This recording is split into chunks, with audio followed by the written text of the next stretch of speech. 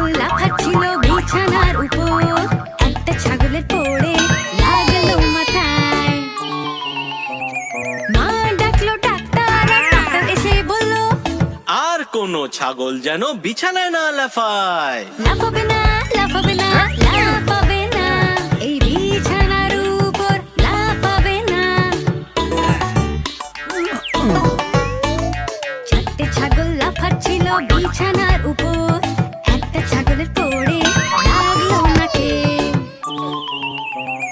মা ডাকলো ডাক্তার, আর ডাক্তার এসে বলল, আর কোনো ছাগল যেন বিছানায় না লাফায়। লাফাবে না, লাফাবে